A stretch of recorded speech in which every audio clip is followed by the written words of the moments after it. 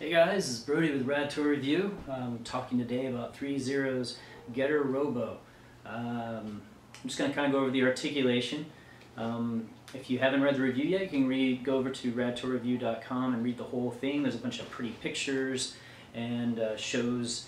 I go into pretty good detail about what you can expect if you pre-order one of these guys. They're available right now for pre-order at ThreeZeroStore.com, I think is the URL. They also have a special edition one that's kind of a black colorway. Looks really cool, and it comes with a few extra accessories that the standard one doesn't.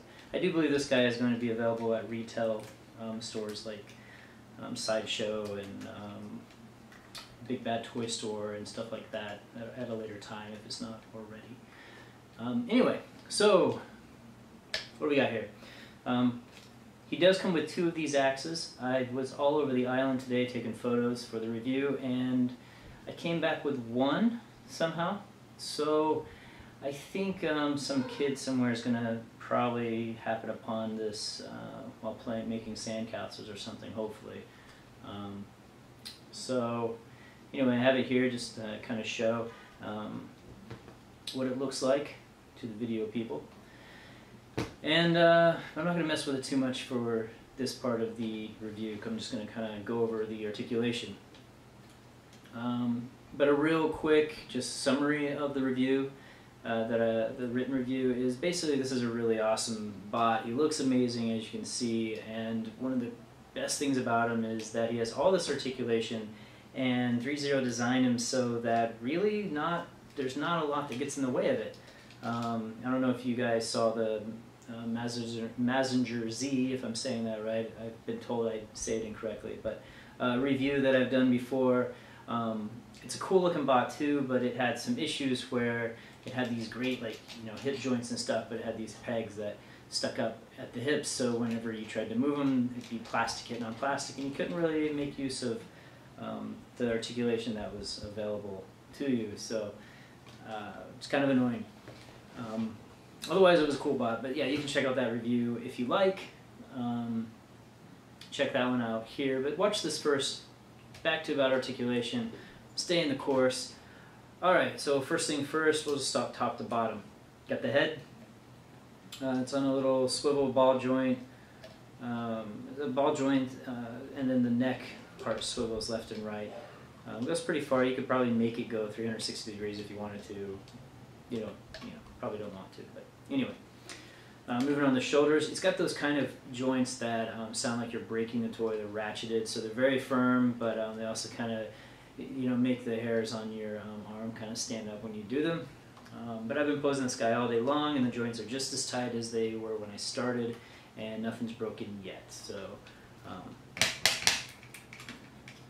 So straight out,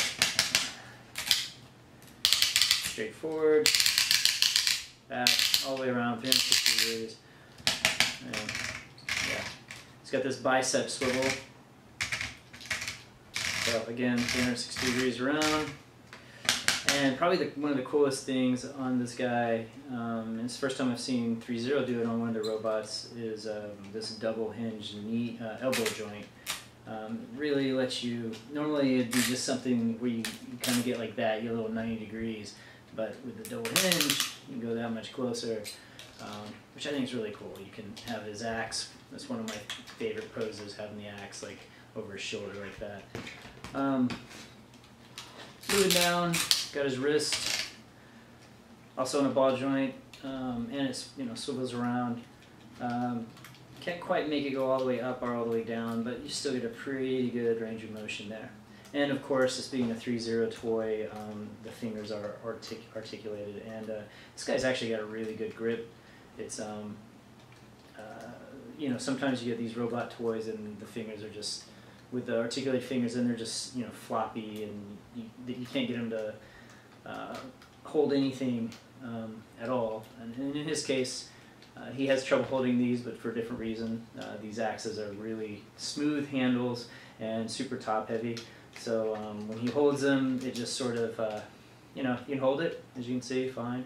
But it's, just sort of spins around in his grip, and over time, the fingers will kind of loosen up. And but you know, you can still get them to hold it. It's just not as probably as good as you would like. Anyway, all right, moving down the torso. Probably another ball joint here in the chest area. Moves around like so, side to side, pretty good, forward and back. The waist swivels.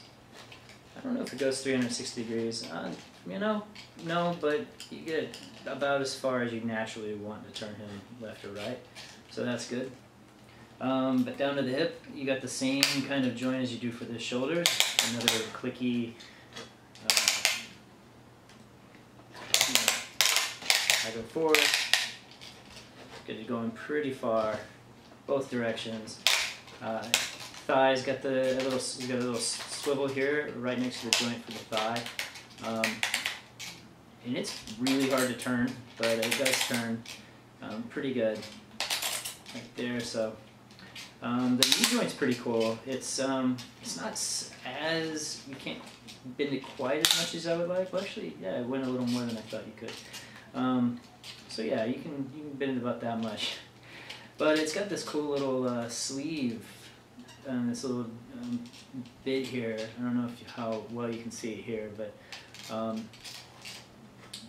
you can see, you know, it's got this little sleeve that kind of covers the joint, and it actually looks really nice, and it works really well, maintaining the whole illusion of this being a real robot. You don't see the toy joint sticking out there.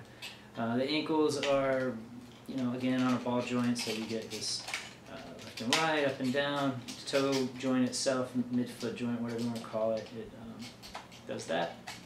He's got these little flaps on this heel, you know, not really articulation, so to say, but they do move. And yeah, so there you go. That's pretty much his full articulation. He's a really great bot, really cool. If you love this kind of stuff, you love these like kind of old anime style robots redesigned, you know, to look even more awesome. Man, you really can't go wrong with ThreeZero's Get a Robo. I think it's awesome. I think it looks great. I love the paint. I love how bright the colors are. It's still dirty and rusty and has all those touches that ThreeZero does to make their stuff look realistic and metal and metallic, even though this is actually really light, I guess, plastic and PVC and all sorts of other stuff. Yeah, he's a really nice robot. I love this cape. This cape is really nicely done. It has wires sewn throughout it, so you can. I mean, it's not gonna. You can't make it do magic here, but you can. You know, you can get some kind of cool, especially on the ends. You can get some kind of cool, you know, twist and stuff to add a little extra flair to the, you know, your poses and stuff. If you feel the need to. It's just another little thing, cool little feature. And if you hate the cape, it pops right off, and you can take that off. Let's see, what else? What can I talk about while I have you? He does have 2 light features, and unfortunately I can't show you either of them. In the past, ThreeZero has always sent batteries along with their samples, which is, you know, usually very helpful because the batteries they tend to like to use are, I think they're called AG1, which are really tiny kind of watch batteries. And they're honestly not that super easy to find here in the States. You can't just run to a convenience store and get them. You usually have to order them off of Amazon or something like that, or go to like a camera store or something. Sometimes might have them. So they include those, which is really convenient, especially when you're trying to do a review. You don't have to hunt them down. They didn't include it this time, but I did have some batteries from a previous bot, so I just popped them out of that. And this on the back of the head here, there's this little. It's flush. I mean, it's completely flush to the back of the head. It's a little cover, and you're supposed to just pop it off. I'm not going to do it here because I struggled with it for a good 15 minutes earlier and chipped all my good fingernails doing it, and finally got it open, put the batteries in, hit the switch, and nothing happened. So I think some wiring or something got messed up.